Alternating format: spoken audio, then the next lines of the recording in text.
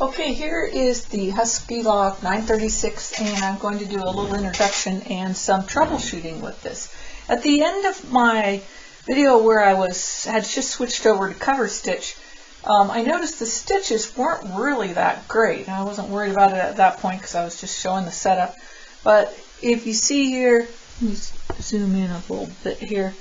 If you look at this first sample, what you're going to see is several of what we call skip stitches, the dreaded skips. And here's what it looks like. I'm going to try to hold this really still so you can see. If you look on the back, right here, you'll see it's like a hole. There's a spot where the stitch didn't catch there. And then on the front side, sometimes it'll show, sometimes it won't, but you'll see a loop like it didn't form the stitch. So the first thing, so when I put it back in cover stitch mode, the first thing I did, I figured, okay, I'm not going to worry. I knew it worked because you don't stress out over this, because this just happens with cover stitch machines. I'd used the machine quite a bit with flawless stitching, so I know the machine works well.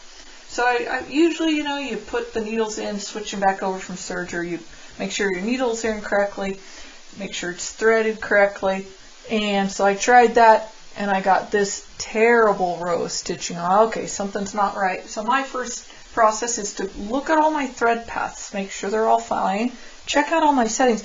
What I found is I hadn't moved the stitch width, or the cutting width. I hadn't moved the cutting width button. I'll zoom out so you can see it. Right here. I hadn't moved that to 7.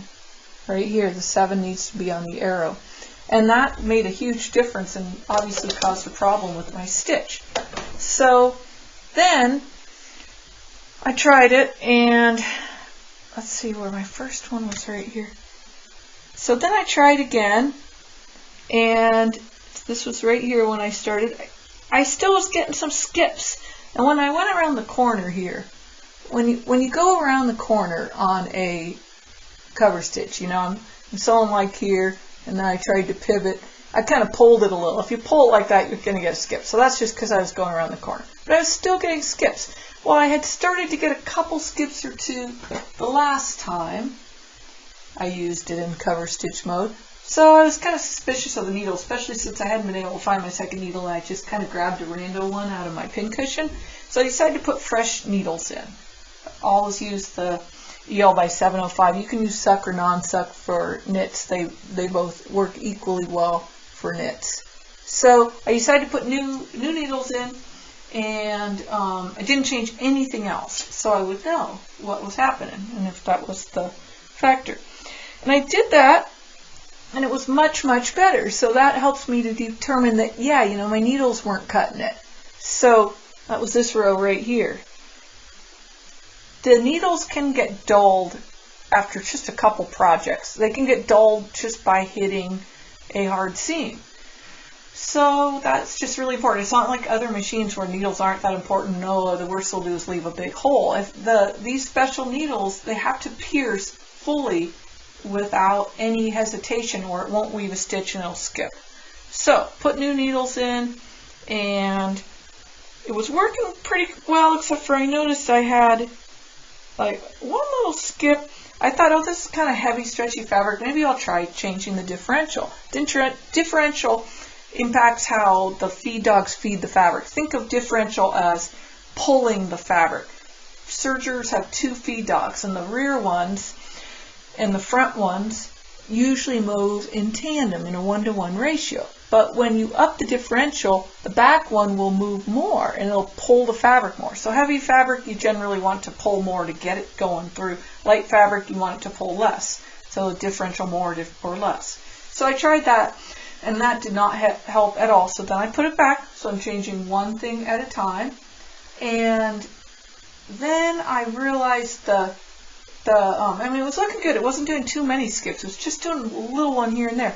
So then I realized that it was looking kind of loose on the blue thread. After I had changed the needles and got the differential back to normal, I did this one whole long row and it turned out great except for one skip. And when I looked at that, it really helps that I have 3 different colors thread in here. I could see that the blue needle thread that was making kind of big loops. And that was, I could see how the purple thread, which was the bottom looper, would kind of pull out because it was a little tight.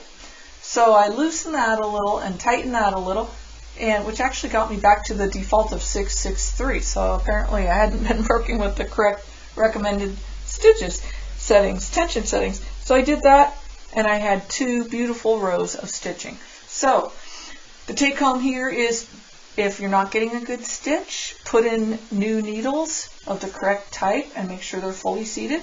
Double check all your thread paths, and also check your all your other settings like your cutting width, differential, and tensions.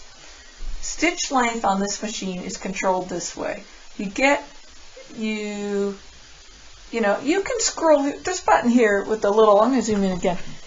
The button with the little picture of the, you probably still can't see it, but it's a third button from the left. It looks like stitching. You push that button, and it still wants to do this.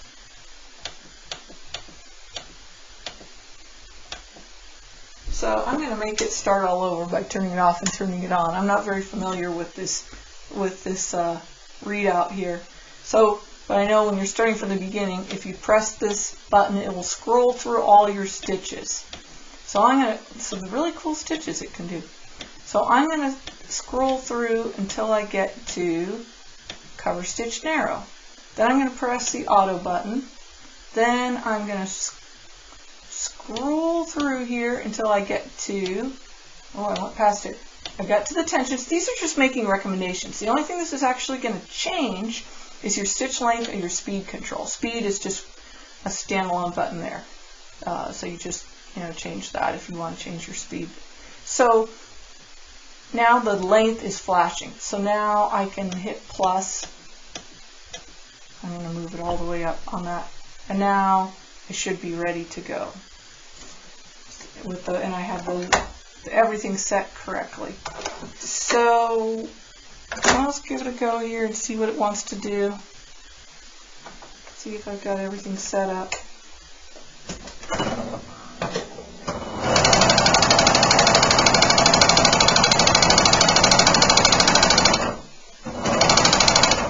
Anytime you change the stitch length like I did there, you're going to hear that little as it starts up, because apparently people in the group told me that is typical. It just takes a while for that little part to adjust itself and calibrate.